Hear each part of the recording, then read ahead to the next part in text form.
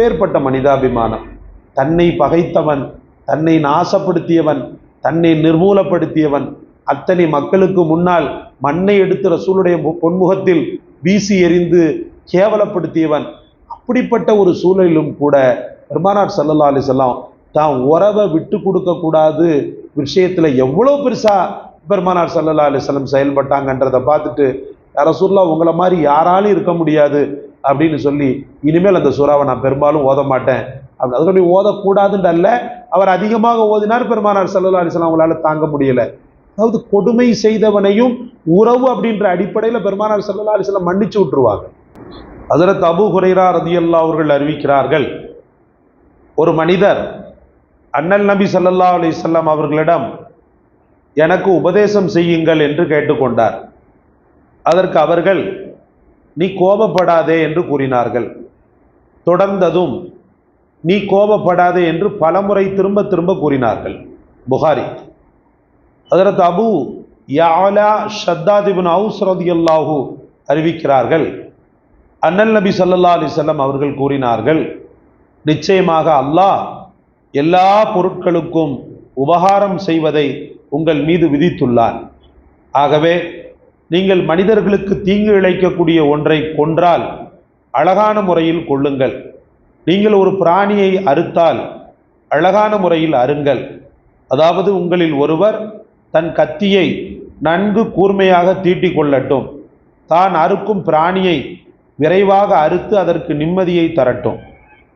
முஸ்லிம். அண்ணல் நபி ஸல்லல்லாஹு அலைஹி வஸல்லம் அவர்கள் நவின்றதாக ஹஜ்ரத் அப்துல்லா இப்னு மஸ்ஊத் ரலியல்லாஹு அன்ஹுமா அவர்கள் அறிவிக்கிறார்கள், நரகை விட்டு விலக்கப்பட்டவர் அல்லது நரகம் அவர் மீது விலக்கானவரை உங்களுக்கு நான் அறிவித்து தரட்டுமா? தங்கள் உறவினரோடு இலகுவாகவும் மென்மையாகவும் நடந்து கொள்ளும் ஒவ்வொரு உறவினரின் மீதும் நரகம் விலக்கப்பட்டதாகும். திருமதி. கண்ணியத்திற்குரியவர்களே, அல்லாஹ் ரப்புல் ஆலமீன் இந்த உலகத்தில் தந்த உறவுகளுக்கு அரபியில ரஹம் என்று சொல்லி பேர் சொல்லுவாங்க.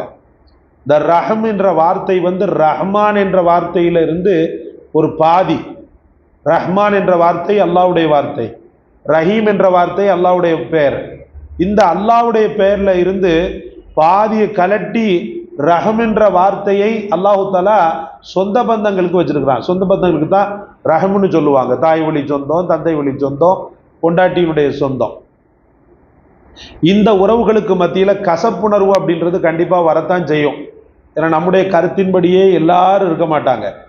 அப்படி கருத்து பேதமே ஆகக்கூடிய சமயத்துல முரடான வார்த்தைகளையும் கடினமான வார்த்தைகளையும் பிரயோகித்து அந்த உறவுகளுடைய உள்ளத்தை உடைப்பதை எந்த காலத்தில் என்ன செய்ய முடியாது, அனுமதிக்க முடியாது. பெருமானார் ஸல்லல்லாஹு அலைஹி வஸல்லம் இடத்துல வந்தார் ஒருத்தர். வந்து சொன்னார், யா ரசூலல்லாஹ், என்னுடைய உறவுகள் நான் வேண்டும்னு சொல்லி போனா கூட அவனு என்ன பண்ணிடுறாங்க, என்ன திட்டி என்னை அவமானப்படுத்தி அல்லது என் மேல பொறாமப்பட்டு என்னத்தையாவது செஞ்சு என்னை கஷ்டப்படுத்திடுறாங்க, நான் அதுக்கு என்ன பண்ணட்டும்னு சொல்லிட்டு கேட்பார். பெருமானார் ஸல்லல்லாஹு அலைஹி வஸல்லம் அவர்கள் சொல்லுவாங்க, திரும்ப அவங்களுடைய நீ சேர்ந்துக்கிட்டே இருன்னு சொல்லுவாங்க.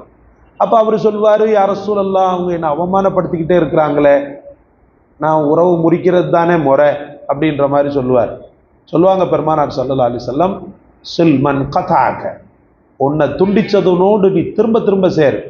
நீ சேரும் காலமெல்லாம் அவங்க மூஞ்சில நீ கரிய பூசுறதுக்கு சமம் அப்படின்னு சொன்னாங்க. இல்ல அவங்களுடைய வாயில நீ சாம்பலை போட்டதுக்கு சமம் அப்படின்னு சொல்லி சொல்லுவாங்க. என்ன முஹத்திஸீன்கள் விளக்கம் சொல்றாங்க அப்படின்னா, அவன் நரகத்துக்கு போயிடுவான், நீ தப்பிச்சிருவ. நீ உறவுகளை பேணி சொர்க்கத்தை அடையக்கூடிய ஒரு நல்ல நசீப அல்லாஹ் உனக்கு ஏற்படுத்திடுவான்.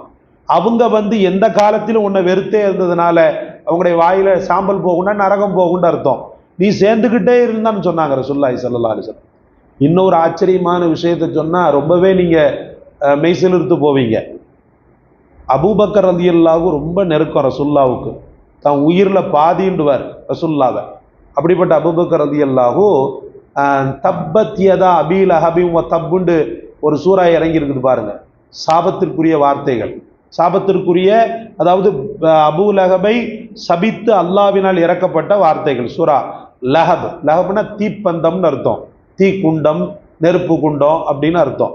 இந்த வார்த்தையை ரப்புல் ஆலமீன் என்ன செய்யறான்டா, அபூ லஹப் மேல சாபமாக இறக்கினான். ஏன்னா அவன் என்னென்ன டார்ச்சர் கொடுத்தான்னு உங்களுக்கு தெரியும். இவன் வேற யாரும் கிடையாது, ரசூலுல்லாவுடைய பெரிய தந்தை, சொந்த பெரிய தந்தை, ஓன் ஃபாதர், பெரிய தந்தை. இந்த நபர் இப்படி பண்ணதுனால அல்லாஹ்வுடைய சாபம் இறங்கி ரசூலுல்லாஹி ஸல்லல்லாஹு அலைஹி வஸல்லம் அவர்களுக்கு ஒரு பெரிய விமோச்சனத்தை அல்லாஹ் கொடுத்தது மாதிரி அவன் இறந்துட்டாரு. அந்த நபருடைய மனைவி இறந்து போனா, உம்மு ஜமீல். இதை அபூபக்கர் ரலியல்லாஹு நினைச்சு பார்த்து என்ன பண்ணுவாங்கண்டா, ஏன் முஹிப், என்னுடைய பிரியத்திற்குரிய ரசூலுல்லாவுக்கு அந்த பாவி எவ்வளவு பெரிய கொடுமைகளை செஞ்சுட்டான், மண்ணலி போட்டு சித்திரவதை பண்ணி, அதனால விடக்கூடாதுன்ற மாதிரி என்ன பண்ணாங்கண்டா சூரா லஹபை ஓதிக்கொண்டே இருப்பாங்க. எப்ப பார்த்தாலும் ஓதிக்கிட்டு இருப்பாங்க. தப்பத்தியதா தப்பத்தியதா தப்பத்தியதான்ட்டு, தப்பத்தியதா அபு லஹப், அபு லஹபுடைய 2 கை நாசமா போட்டுண்டு, அந்த ஆயத்தினுடைய அர்த்தம் அதுதான். அதை ஓதிக்கொண்டே இருப்பாங்க. பெருமானார் ஸல்லல்லாஹு அலைஹி வஸல்லம் ஒரு தடவை இப்படி பார்த்தாங்க, எப்ப பார்த்தாலும் இதை ஓதிக்கிட்டு இருக்கிறார் சூரா லஹப.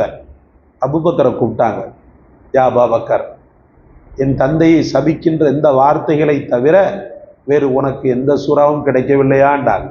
அப்படியே உதிர்ந்து போனார். எப்பேற்பட்ட மனிதாபிமானம்!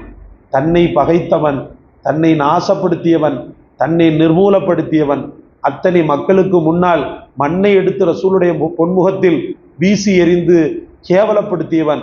அப்படிப்பட்ட ஒரு சூழலிலும் கூட பெருமானார் ஸல்லல்லாஹு அலைஹி வஸல்லம் தான் உறவை விட்டு கொடுக்க கூடாது விஷயத்துல எவ்வளவு பெருசா பெருமானார் ஸல்லல்லாஹு அலைஹி வஸல்லம் செயல்பட்டாங்கன்றதை பார்த்துட்டு, ரசூலுல்லாஹ் உங்களை மாதிரி யாராலும் இருக்க முடியாது அப்படின்னு சொல்லி, இனிமேல் அந்த சூறாவை நான் பெரும்பாலும் ஓத மாட்டேன் அப்படி அது சொல்லி ஓதக்கூடாதுன்னு அல்ல, அவர் அதிகமாக ஓதினார். பெருமானார் ஸல்லல்லாஹு அலைஹி வஸல்லம் அவங்களால தாங்க முடியல. அதாவது கொடுமை செய்தவனையும் உறவு அப்படின்ற அடிப்படையில் பெருமானார் ஸல்லல்லாஹு அலைஹி வஸல்லம் மன்னிச்சு விட்டுருவாங்க. அபூஜஹல்லாம் தூரத்து உறவு தான். அபூஜஹல்லாம் ஒரு அந்நிய ஆள் கிடையாது. ஆனாலும் பார்த்தீங்கன்னா ரசூல் ஒட்டி ஒட்டி போனாலும் அவன் வெட்டி தான் விட்டான். கடைசி வரைக்கும் விமோசனம் அடையவே இல்லை. ஆனால் அவங்களோட ரசூலுல்லாஹி ஸல்லல்லாஹு அலைஹி வஸல்லம் அவங்கள புரிந்து உறவோட சேரணும்னு சேர்ந்தவங்கெல்லாம் வெற்றி பெற்றுட்டாங்க. அபூ சுஃபியான் வெற்றி பெற்றுட்டார். அபூ சுஃபியான் பரம எதிரி, பல போர்கள் ரசூலுல்லாவுக்கு எதிர்ப்பாக தலைமை ஏற்று நடத்தியவர். ஆனாலும் உறவு வேண்டும்னு சொல்லி நினைத்தாரு. அதை விட மேலாக ஹிதாயத்து வேண்டும் என்று நினைத்தார். அதே போல நம்முடைய வாழ்க்கையில உறவுகள்னால சில டார்ச்சர்கள் வராமல் இருக்கும். கண்டிப்பா நீங்க கொஞ்சம் நல்லா இருந்தீங்கன்னு சொன்னா ஒவ்வொருத்தவங்களுக்கும் நம்ம குடும்பத்திலேயே ஒரு மாதிரியா இருக்கும். கூட பிறந்தவனே சில நேரத்துல வேற மாதிரி தெரிவான். அதுக்காக நம்ம எமோஷனல் ஆயிடக்கூடாது, உணர்ச்சி வசப்பட்டுறக்கூடாது. நமக்கு அல்லாஹ்வும் ரசூலும் தான் மெயின். அவங்க என்ன சொல்றாங்க, உறவை நீ ஒட்டி வாழு, நான் உன்னோட ஒட்டுவேன் போது நாம நம்முடைய அல்ப ஆசைகளுக்காக உணர்வுகளுக்கு மதிப்பு கொடுத்து அது போன்று விஷயங்களை தவிர்த்து நடக்க வேண்டும். உறவுகள் தான் என்றும் நமக்கு மறுமையிலும் கை கொடுக்கும், சில பல நேரங்களில் உலகத்திலும் கை கொடுக்கும். அல்லாஹ் நம் அனைவருக்கும் தௌஃபீக் செய்வானார். சுப்ஹானல்லாஹி வ பிஹம்திஹி.